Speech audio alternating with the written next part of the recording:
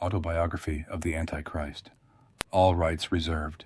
No part of this book, including the original poems, stories, and copyright-protected works of original art, may be reproduced, distributed, or transmitted in any form or by any means, including photocopying, recording, or other electronic or mechanical methods, without the prior written permission of the publisher, except for brief quotations embodied in critical reviews and certain non-commercial uses permitted by copyright law. For permission requests, please reach out to the author at terminusgenesis@gmail.com or find him on social media platforms under the business entity T3 Innovations or by name.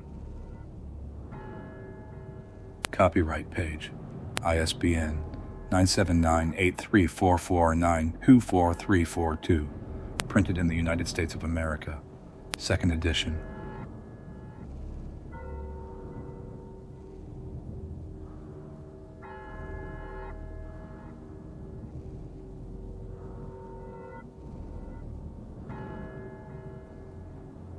Origins.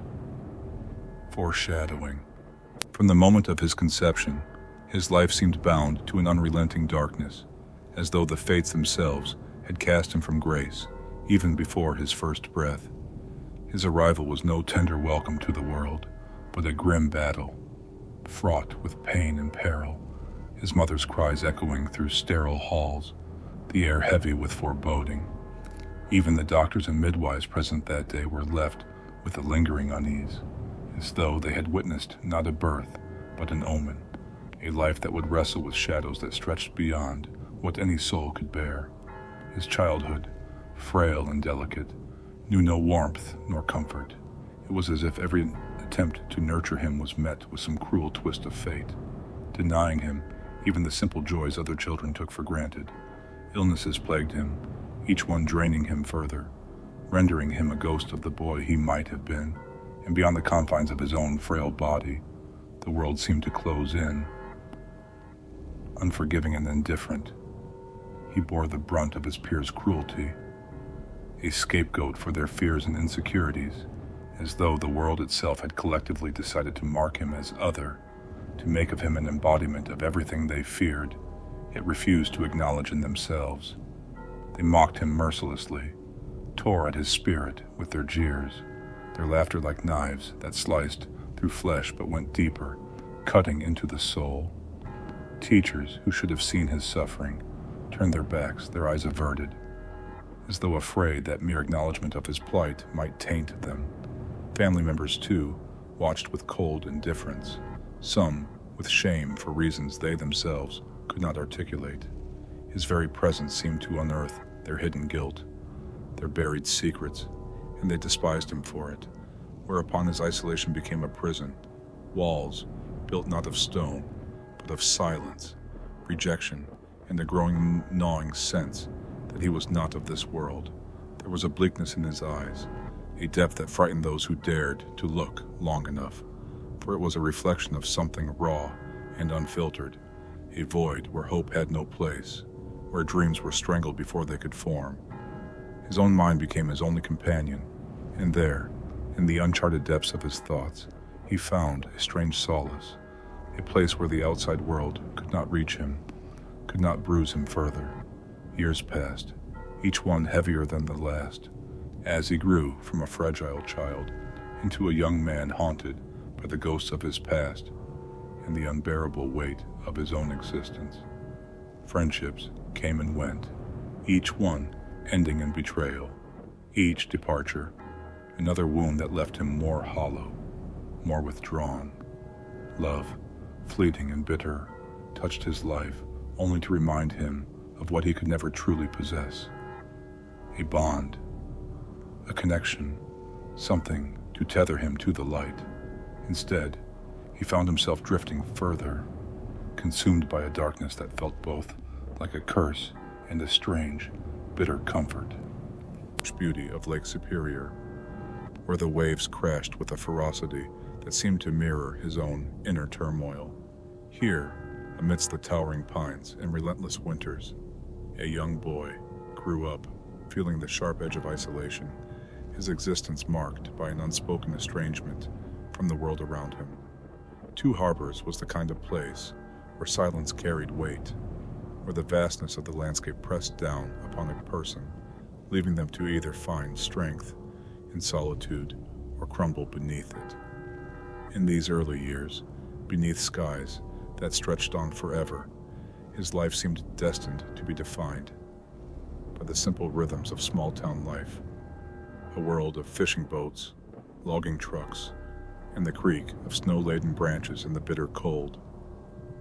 But, from the beginning, in time, his pain twisted into something more, a rage that simmered beneath the surface, a quiet, seething fury at the world that had rejected him, at the people who had cast him aside.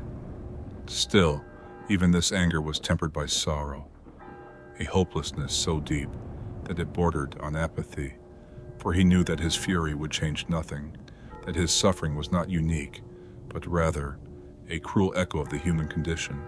Thusly he carried on, a man hollowed by despair, animated by the faintest spark of defiance, walking through life as one walks through a graveyard at dusk, quiet, alone, bearing witness to the ruin and tragedy that seemed woven into the very fabric of his being.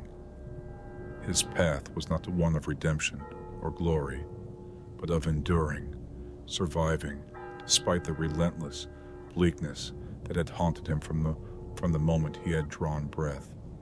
In his solitude, he had become something more and less than human, a figure both tragic and terrible, marked by the scars of a life lived in the shadows.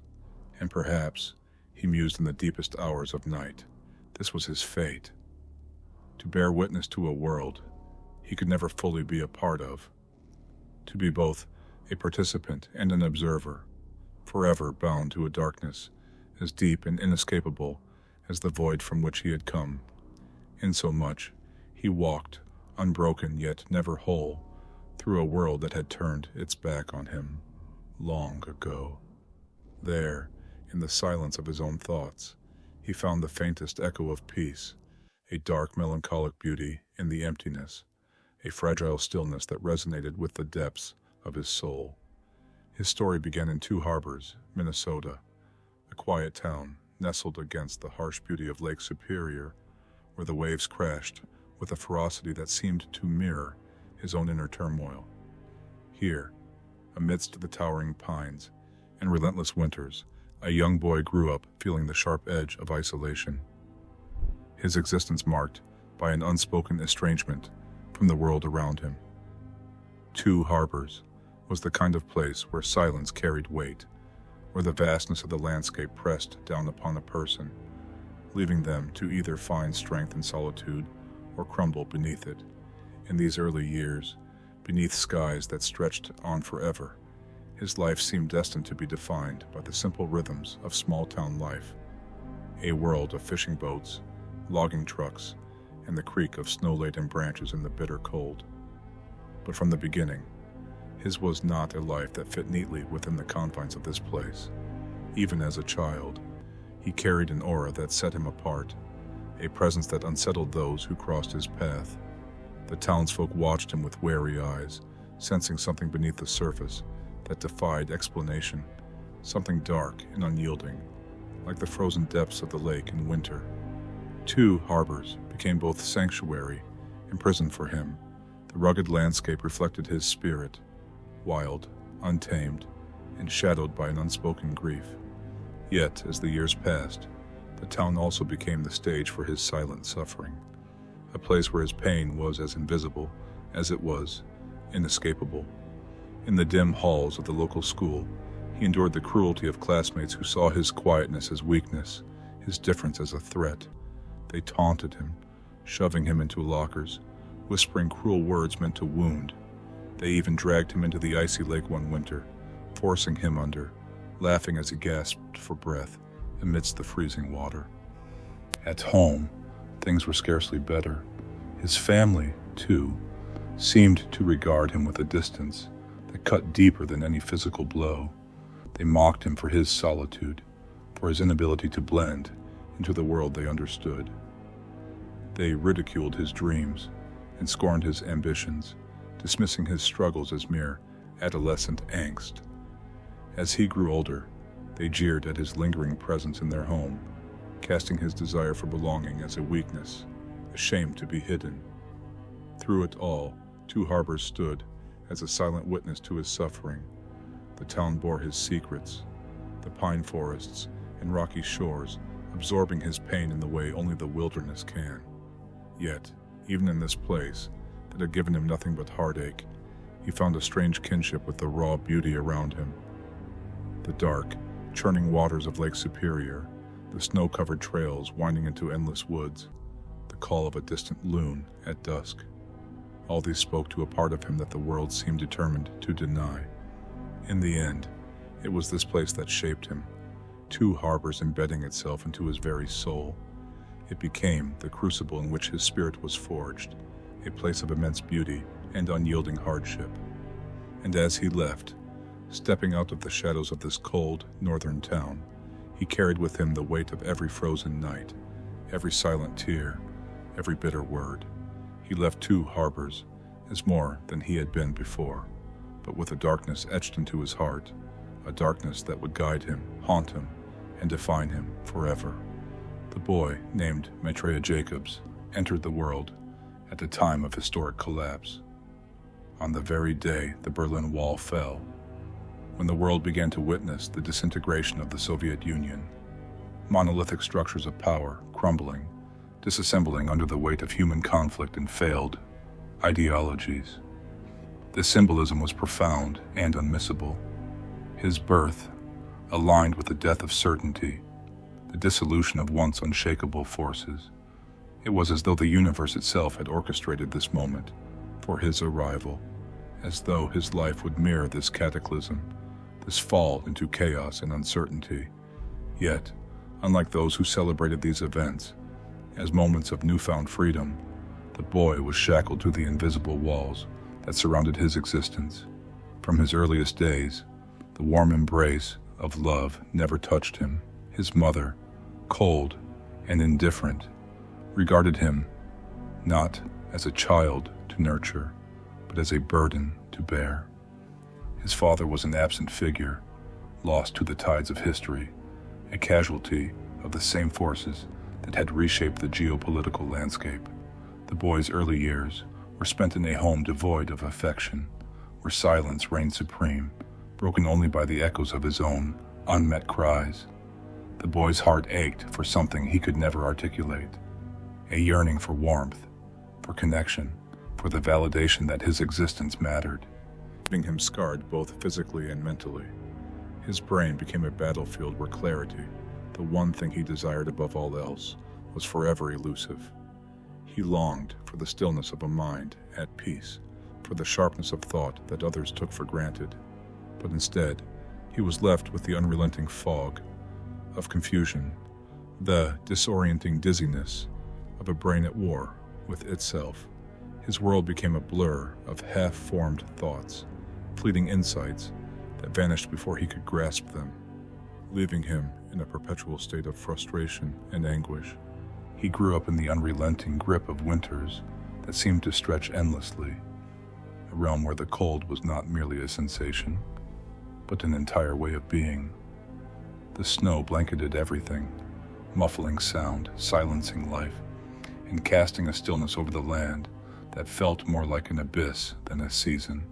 He knew nothing else, only the sweep of vast, silent fields of white and the howling winds that bent the trees like supplicants, the darkness settling in early each afternoon as though day itself could no longer bear the weight of existence. In those early years, he grew accustomed to this stark, isolating beauty, a world where warmth was fleeting, where the rare bursts of sunlight only seemed to emphasize the immensity of the void. The cold seeped into his bones, whispering to him of solitude and survival. Wherever, he learned to live with the bitterness, wearing it as a second skin, a protective layer against the harshness of both nature and the people around him. The endless winter nights stretched on, merging with the quiet despair in his heart, leaving him alone with his thoughts, his pain, and the faint hope that perhaps, somewhere beyond the frozen horizon, there lay something more. But there, in the unforgiving cold, he found the resilience that others did not see, the quiet strength forged in frost, unyielding as the ice that glazed the lakes and rivers around him. This was his world, unadorned, raw, and merciless. The cold became both his prison and his liberation, a constant reminder of the vastness and indifference of life. He grew to embrace it, to find comfort in the solitude it offered, as though in that bitter, lightless landscape he had been granted a glimpse into a truth that was as eternal as the winter itself. As he grew older, his life descended deeper into darkness. Tragedy struck his body as it had struck his soul. Strokes, transient, ischemic attacks, and traumatic brain injuries ravaged his young mind, leaving him scarred, both physically and mentally. His brain became a battlefield where clarity, the one thing he desired above all else, was forever elusive. He longed for the stillness of a mind at peace, for the sharpness of thought that others took for granted, but instead, he was left with the unrelenting fog of confusion, the disorienting dizziness of a brain at war with itself. His world became a blur of half-formed thoughts, fleeting insights that vanished before he could grasp them, leaving him in a perpetual state of frustration and anguish.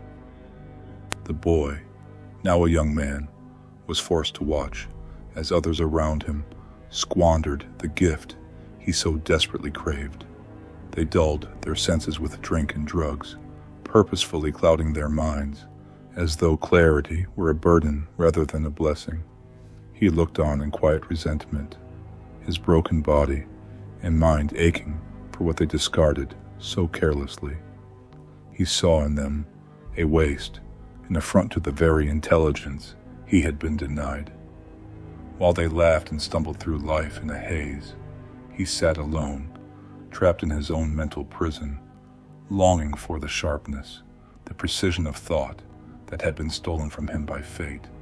As the years passed, the boy, no longer a boy, but a tormented young man, sank deeper into the abyss of mental anguish. Diagnosed with major depressive disorder, MDD, and panic disorder, his mind was held hostage by an unceasing storm of anxiety and dread. His body was in a constant state of fight or flight, as though some unseen predator was always just beyond the horizon, threatening to tear him apart. For 18 long years, he lived in this state, every breath a battle against the suffocating weight of fear, every heartbeat a painful reminder that peace would never come. His panic attacks were not brief, fleeting moments of terror.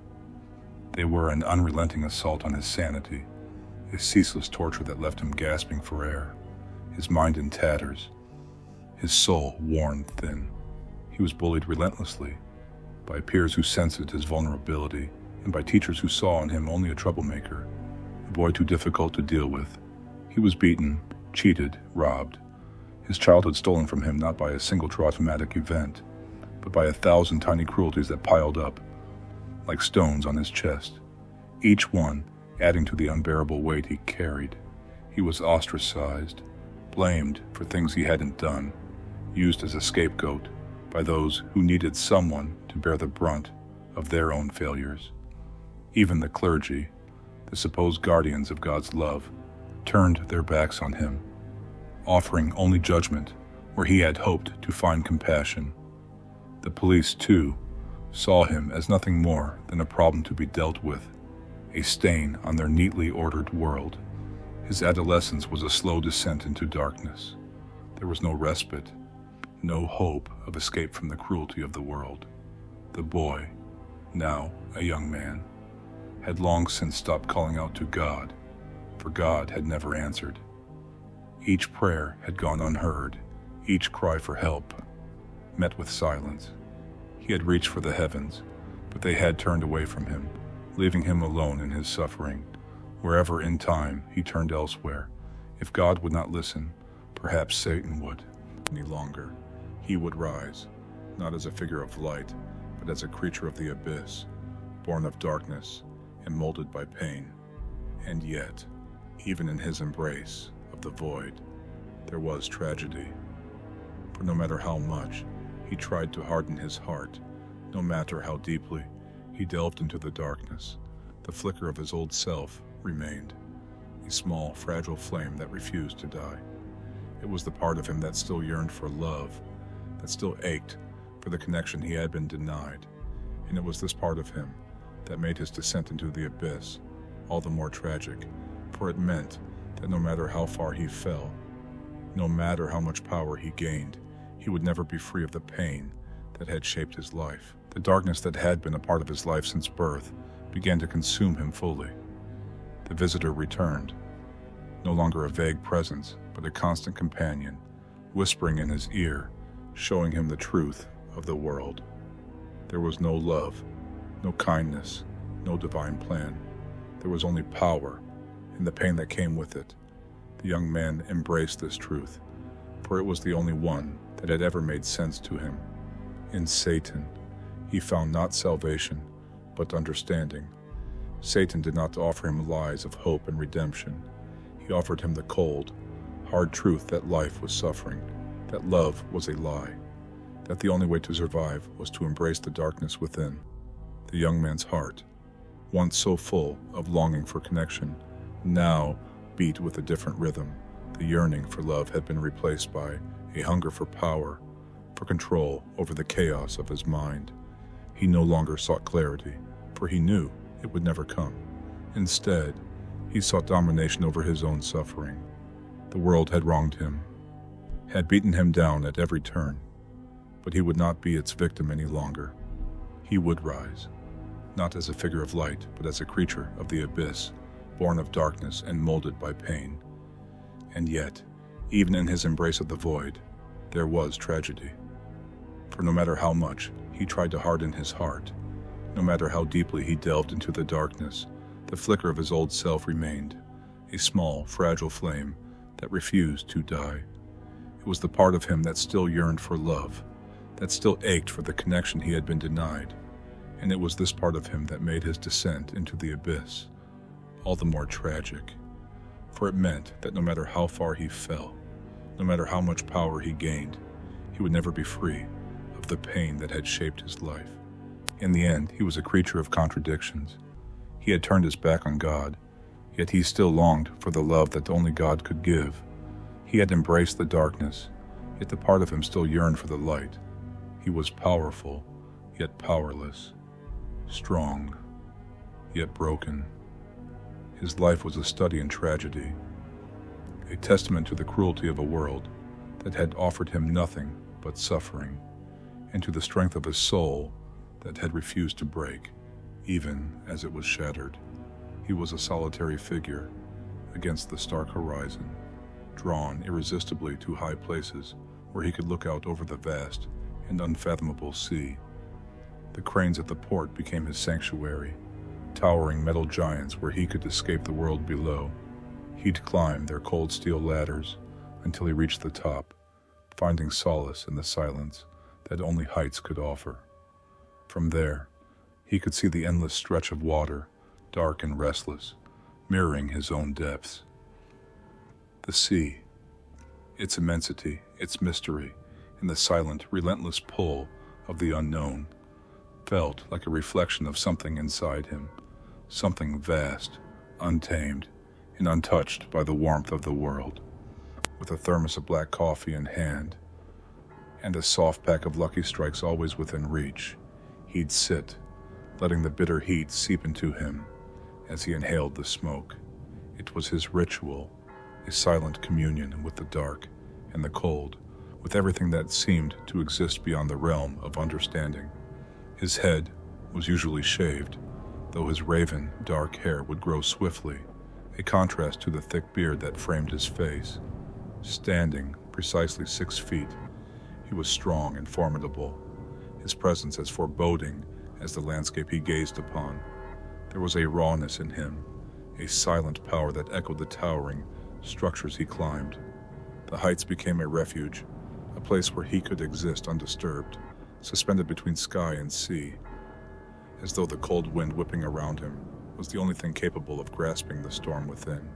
People rarely understood him, and perhaps he preferred it that way. He lived in those high places, in the quiet, bleak beauty of his own solitude, and in the depths of the coffee and cigarettes that seemed as much a part of him as his dark thoughts and distant dreams. From his perch, he would stare down at the world below, detached yet deeply aware, carrying the weight of something unspeakable, something ancient and as unforgiving as the winter itself, when the world around him seemed too small, too stifling. He sought refuge in the merciless depths of the lake, venturing to the frigid shorelines even in the dead of winter. The icy winds would cut through him, and he would shiver, feeling the life drain from his limbs as he approached the black water. Without hesitation, he would step forward, each stride carrying him deeper, the chilling water swallowing him in a fierce, silent embrace. There, in that fathomless cold, he felt the weight of existence press upon him, felt the vast emptiness of it consume him. The water was dark, a shade of black that could absorb anything: hope, despair, the faintest flicker of warmth. And yet, it was here, in this eerie stillness, that he sought solace.